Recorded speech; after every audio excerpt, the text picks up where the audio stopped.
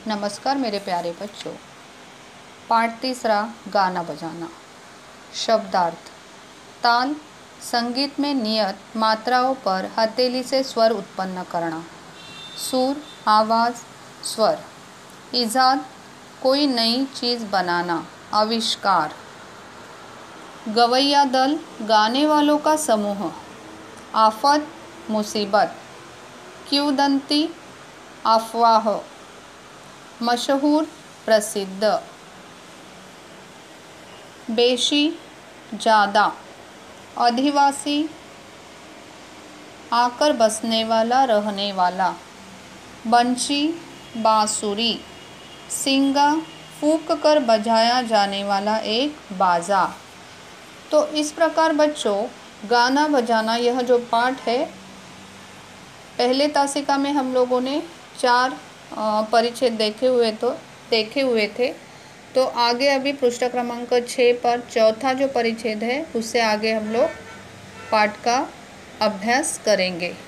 सबका ध्यान किताब में होगा या जो वीडियो बनाई जा रही है तो उस पर ध्यान दीजिए, सुनिए और अलग अलग जो शब्द है उनकी जानकारी आपको इससे प्राप्त हो जाएगी। देखिए बच्चों, परिच्छेद। वनवासी लोगों के गाने बजाने का गौर से सुनने पर मालूम होता है कि उनमें ताल पर ज़्यादा ध्यान दिया जाता है, सुर पर कम। वनवासी यानी आकर या वन में बसने वाले जो होते हैं, जंगल में रहने वाले जो लोग हैं, वन में रहने वाले जो लोग हैं, तो उनके गाने बजाने पर अगर हम लोग गौर करते हैं, ध्यान देते हैं, तो हमें मालूम पड़ता है कि उनमें ताल पर ज़्यादा ध्यान दिया जाता है और सुर पर कम। ताल यानी जैसे मैंने शब्दार्थ में बताया हुआ था कि संगीत में नियत मात्राओं पर हथेली से स्वर उत्पन्न किया जाता है ना। स्वर उत्पन्न किया जाता है यानी कौन सा भी बाजा हाथ में लेते हैं और हम लोग बजाते हैं, तो उससे क्या निकलता है, ताल। और सुर जो होता है, सुर यानी गाना गाना, है ना। जैसे आवाज़ यानी हमारे मन की आवाज़, जैसे हमने ऊपर देखा हुआ था, तो उस प्रकार गाना गाना जो होता है उसे हम लोग सुर कहते हैं। लेकिन यह जो वनवासी है, यह क्या करते थे, तो उनका ज़्यादा ताल पर ध्यान होता और सुर कम होता, यानी बजाना है, गाना वगैरह वे ज़्यादा गाते नहीं थे। अमेरिका के रेड इंडियनों को देखिए या अफ्रीका के हबशी लोगों को, गाने बजाने में ताल की ही प्रमुखता उनके यहाँ है। तो जिस प्रकार से वनवासी लोग करते हैं कि वे सुर पर कम ध्यान देते हैं और ताल पर ज़्यादा, तो उसी प्रकार अमेरिका के जो रेड इंडियन हैं या अफ्रीका के हबशी लोग हैं, वे लोग भी क्या करते थे, तो ताल पर ज़्यादा ध्यान देते थे। रेड इंडियनों का टमटम और हबशी लोगों का ढोल ताल ही देता है। तो रेड इंडियन जो है उनका वाद्य कौन सा है, तो टमटम, और जो हबशी है अफ्रीका के, उनका वाद्य कौन सा है, तो ढोल। तो इस प्रकार वे बजाते थे। हबशी लोग तो ढोल बजाने में इतने उस्ताद है कि उन्होंने ढोल की भाषा का इजाद कर लिया है। तो यहाँ पर ढोल बजाने में उस्ताद यानी माहिर, कि ढोल बजाने में वे इतने उस्ताद हैं कि उन्होंने क्या किया है, तो वे अपने जैसे हम लोग बातें करते हैं, तो वे ढोल के माध्यम से, ताल के माध्यम से वे क्या करते हैं, भाषा व्यक्त करते हैं। तो ढोल की भाषा उन्होंने खोज ली थी। इजाद यानी खोजना। एक जगह कोई ढोल बजा रहा है, दूसरा मीलों की दूरी पर बैठा उस ढोल को सुनकर समझ लेता है कि वह क्या कह रहा है।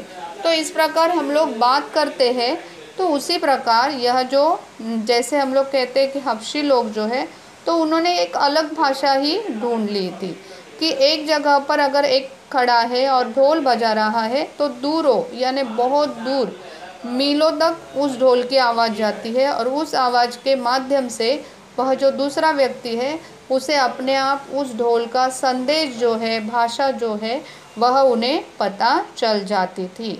अगला परिचय देखिए बच्चों। गाने बजाने का शौक, जैसा कि कहा गया है, पिछड़े से पिछड़े देश के लोगों में भी है। मध्य अफ्रीका के लोग खूब गाते बजाते हैं और उनका गवैया दल जहाँ जाता है उसे पूरा सम्मान मिलता है। गवैया दल यानी जैसे कहते हैं कि गाने वाला समूह, गाना गाने वाला जो समूह होता है उसे गवैया दल कहा जाता है। तो मध्य अफ्रीका के जो गवैया दल हैं जहाँ पर जाते थे वहाँ पर उन्हें सम्मान मिलता था, किंतु वहाँ के गवैयों पर एक आफत भी है। आफत यानी मुसीबत, कि गवैये जो है उन्हें सम्मान तो दिया जाता है लेकिन उन पर एक मुसीबत भी होती थी। किंवदंती है कि जो सबसे अच्छा गाता था राजा उसकी आंखें निकलवा लेता था। देखिए बच्चों, तो यह जो गवैये हैं उनका सम्मान किया जाता था, उन्हें आदर दिया जाता था, लेकिन एक किंवदंती है, अफवाह है, लोक अपवाद यानी लोगों से फैलाई गई अफवाह ऐसी है कि राजा जो है जो अच्छा गवैया होता था उसकी आंखें निकलवा लेता था, जिससे गवैया राज्य छोड़कर दूर देश न चला जाए। यानी जिस राज्य में मध्य अफ्रीका में वह अगर गवैया है, वह बहुत अच्छा गाना गाता है, तो उसकी आंखें निकाली जाती थी ताकि वह दूसरे देश में न चला जाए।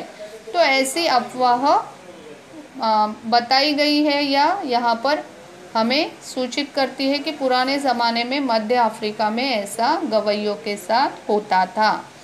अगला परिच्छेद देखिए बच्चों, हर पूर्वी देश का एक न एक बाजा मशहूर है।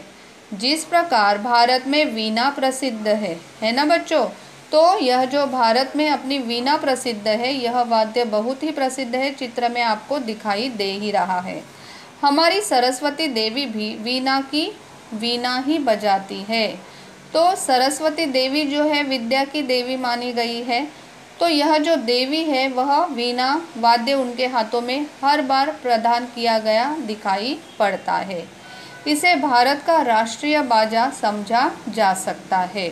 तो बच्चों, आपको अगर पूछा जाए कि भारत का राष्ट्रीय बाजा कौन सा है, तो वीणा यह हमारे भारत देश का राष्ट्रीय बाजा है। चीन के ऐसे बाजे का नाम राजा है। एक काठ का तख्ता लटका रहता है जिस पर 16 पत्थर के टुकड़े 2 पंक्तियों में सजाए रहते हैं, जिन पर एक काठ की मुंगरी से हल्के हल्के मारकर नाना तरह के स्वर निकालते हैं। बर्मा में एक तरह की ढोल तरंग बनाई जाती है। तो बच्चों, बर्मा जो है वहाँ पर भी एक प्रकार की ढोल तरंग बजाई जाती है। भिन्न भिन्न आकार के 21 ढोलों का अर्धवृत्ताकार में रखते हैं और बजाने वाला उसके बीच में बैठकर या खड़े होकर उन्हें बजाता है। तो बर्मा में इस प्रकार ढोल तरंग होता है कि अर्धवृत्ताकार इसमें लोग बैठते हैं, 21 ढोल रखे जाते हैं और बजाने वाला जो है वह उस 21 ढोल के बीचों बीच खड़ा होता है और वह उसे बजाता है। जापानी लोग बांस के पोपले टुकड़ों में क्रम से रखकर उन्हें पीट कर एक प्रकार की दिलचस्प स्वर तरंग निकालते हैं, जिसे एंग लॉन्ग कहते हैं। तो जापानी लोग क्या करते हैं, बांस यानी जैसे हम लोग बाम्बू मराठी में कहते हैं, तो उसके जो पोपले टुकड़े होते हैं यानी अंदर से खाली किए हुए टुकड़े, जैसे बांसुरी बनाई जाती है, तो वैसे टुकड़ों में क्या करते हैं, उन्हें क्रम से रख कर पीट कर एक प्रकार के दिलचस्प स्वर तरंग निकालते हैं। तो उनके इस वाद्य को क्या कहा जाता है बच्चों, एंगलोंग। जापान में भारत के ही समान तार के सहयोग से बने बाजों की भी बड़ी कदर है। सितार, सारंगी, वीणा ऐसे बहुत से तार वाले बाजे वहाँ है। तो भारत जैसे ही वाद्य कहाँ पर पाए जाते हैं, जापान में पाए जाते हैं, जो तार के सहयोग से बने हुए बाजे होते हैं। अगला परिचय देखिए बच्चों, उत्तरी अमेरिका के रेड स्किन जाति के मस्त गवैये होते हैं। उनके पास केवल 3 ही बाजे होते हैं। तो उत्तरी अमेरिका के बारे में बताया हुआ है, तो वहाँ के जो गवैये हैं, गाना गाने वाले हैं, तो उनके पास 3 प्रकार के बाजे होते थे, ढोल, पिपूही और झुनझुना।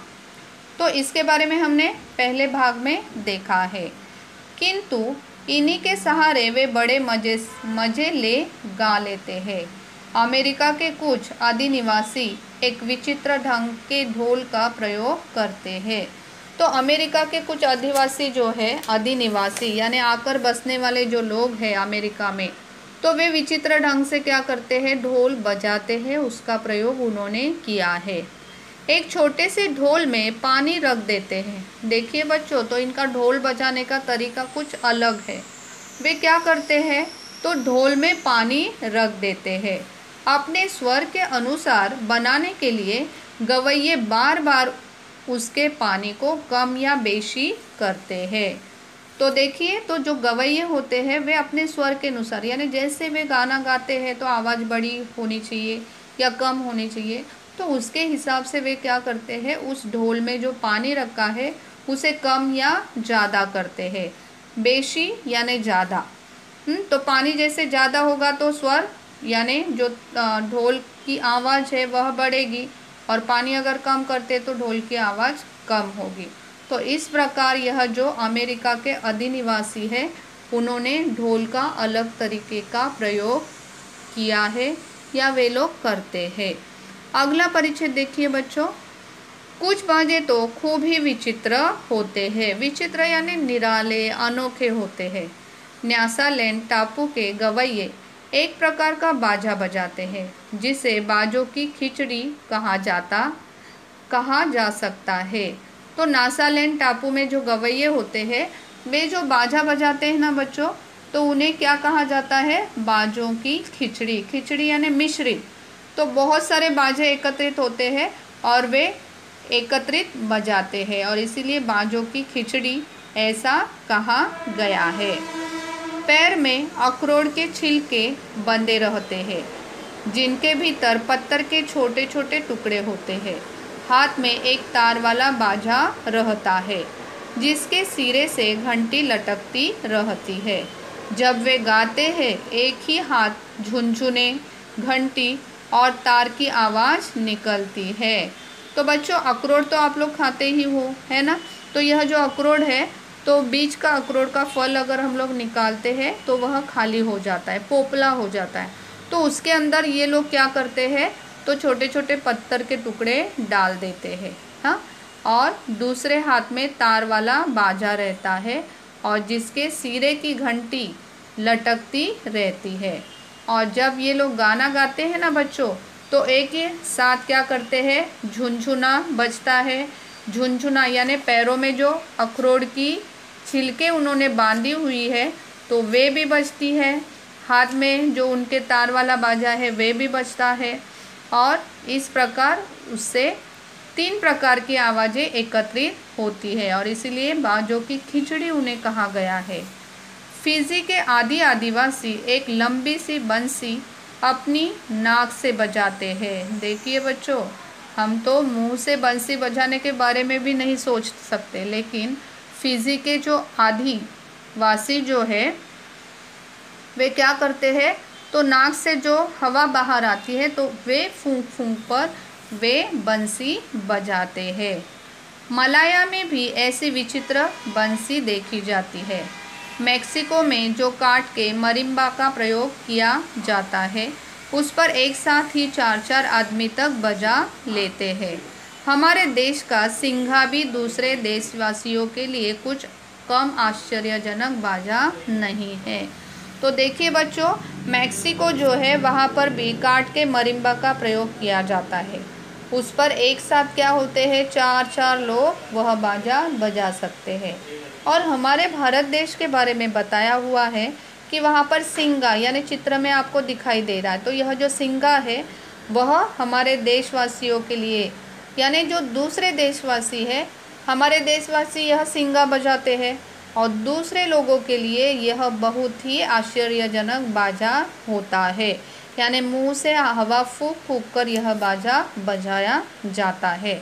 तो बच्चों, यह जो पाठ है इस पाठ में अलग अलग वाद्यों की जानकारी हमें देने की कोशिश की गई है, यानी सिर्फ हमें यह पाठ जो है सीखना है और किताब में वैसे ही नहीं छोड़ना है। तो आपको भी इस प्रकार से अलग अलग वाद्य जो है अगर बजाने का आपको कभी मौका मिल जाए या आपके आसपास का कहीं पर भी अगर बाजा बजाना या वाद्यों का क्लास हो तो आपको वहाँ पर ज़रूर सीखना चाहिए, है ना। यानी हमारी यह जो प्राचीन संस्कृति है उसे आगे बढ़ाने के लिए हर एक विद्यार्थी हो, शिक्षक हो, तो उन्हें एक तो बाजा बजाना आना ही चाहिए। धन्यवाद बच्चों।